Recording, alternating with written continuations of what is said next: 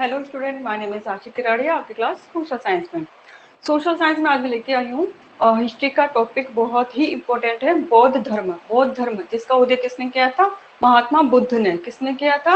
महात्मा बुद्ध ने।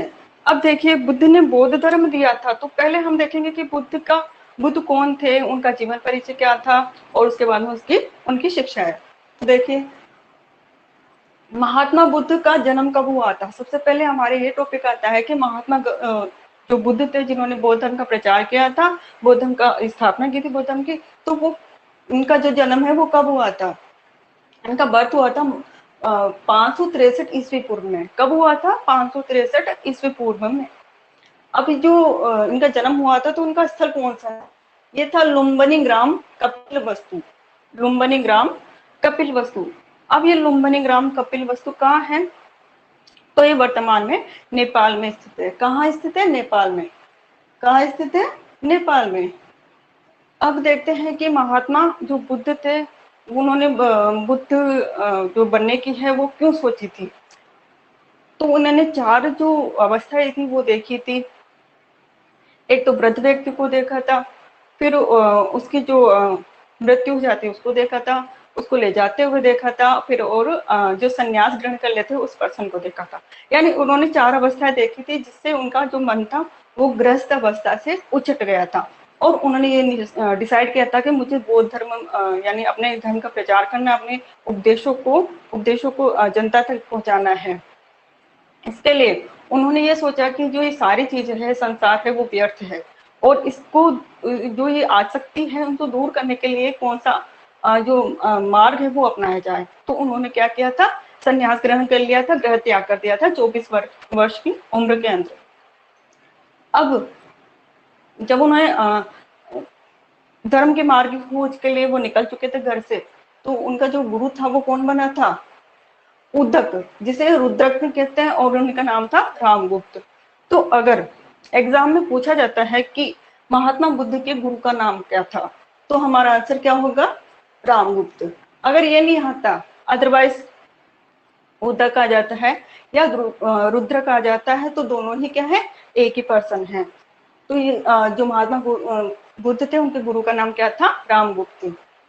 आगे देखिए, त्योहारों में हम क्या देखेंगे कि जो बौद्ध धर्म के अनुयायी हैं, जिन्होंने बौद्ध धर्म ग्रहण किया हुआ है या जो बौद्ध धर्म को मानने वाले हैं, उनके लिए एक त्योहार के जैसे होता है। जैसे हिंदुओं के लिए त्योहार होता है दीपावली, होली वगैरह, वैसे जैसे मुसलमानों के लिए मोहर्रम वगैरह होता है, सिखों के लिए जो ईसाई वगैरह होते हैं उनके लिए जो ईस्टर वगैरह माने जाते हैं उनके लिए होता है।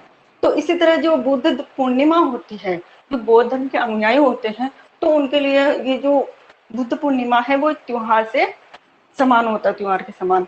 क्यों?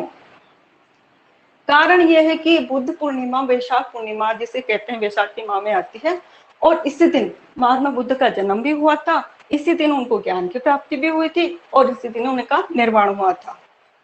निर्वाण, अब ये नया शब्द है निर्वाण। निर्वाण से मतलब क्या होता है? मोक्ष को प्राप्ति करना, यानी जिसकी मृत्यु हो जाती है उसको बौद्ध धर्म के अंतर्गत क्या कहेंगे? निर्वाण कहेंगे।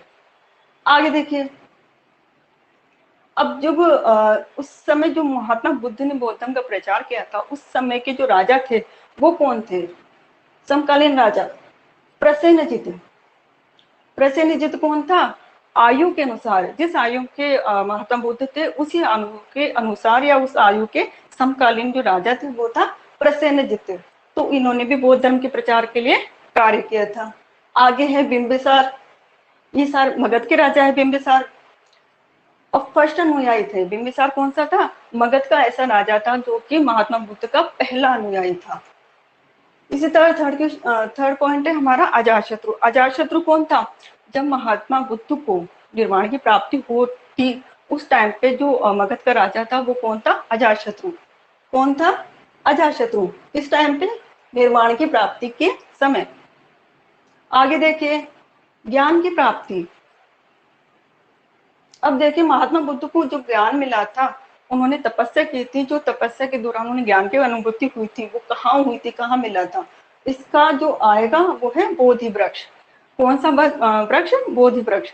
तो क्वेश्चन बन सकता है कि महात्मा बुद्ध को ज्ञान की प्राप्ति किस वृक्ष के नीचे हुई? तो आएगा आंसर बोधि वृक्ष। अब नदी की बात आती है, तो नदी कौन सी थी? निरंजना नदी। कौन सी नदी थी? निरंजना नदी।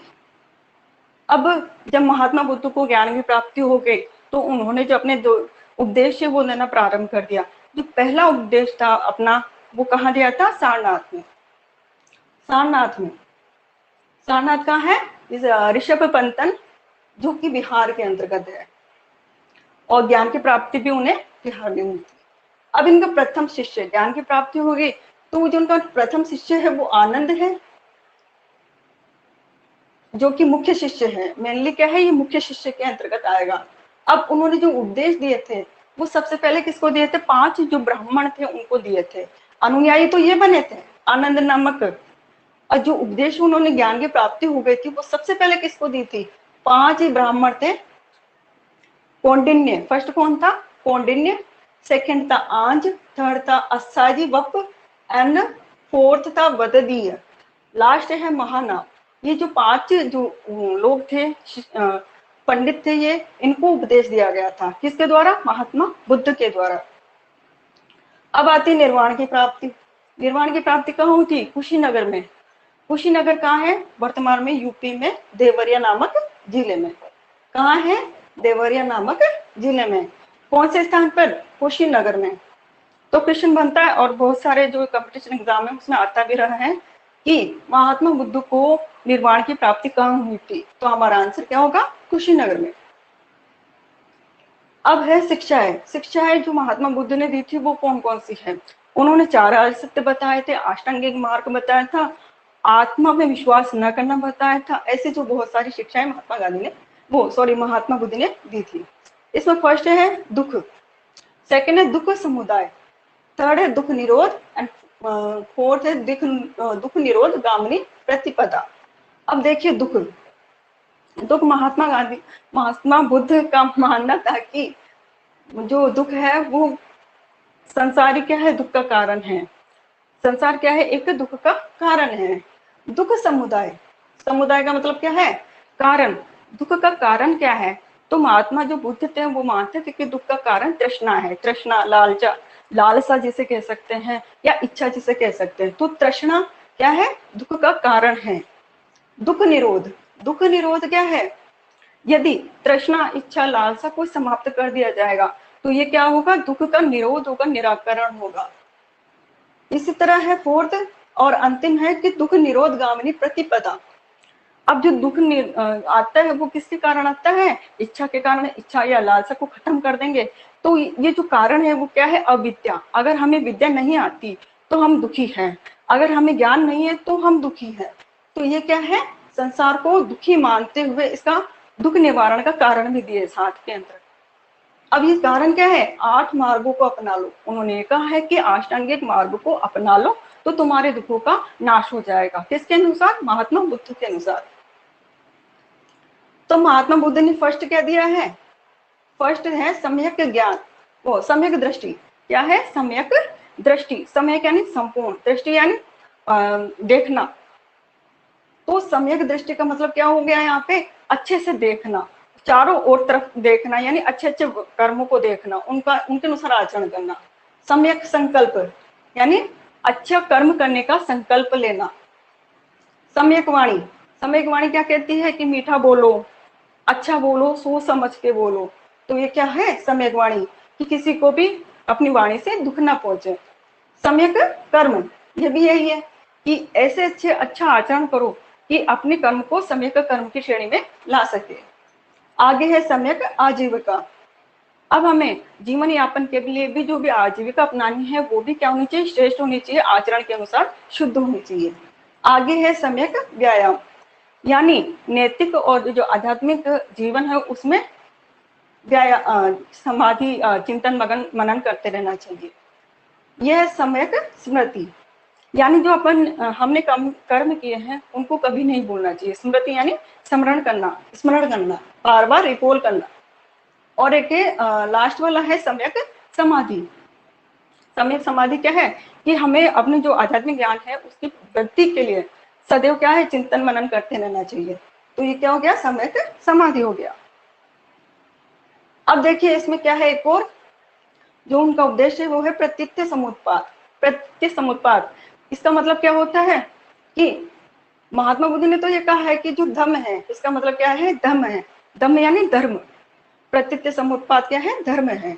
और इसका जो मैनली मीन्स होता है प्रतीत्य समुत्पाद का, वो होता है परस्पर निर्भरता। क्या होता है मीन्स, परस्पर निर्भरता। अब है कि कोई भी कर्म किसी न किसी कारण, यानी प्रतीत्य समुत्पाद का जो मेन मतलब होता है वो ये होता है कि कोई भी कार्य किसी न किसी कारण से उत्पन्न होता है, बिना कारण कोई भी कार्य संपन्न नहीं होता।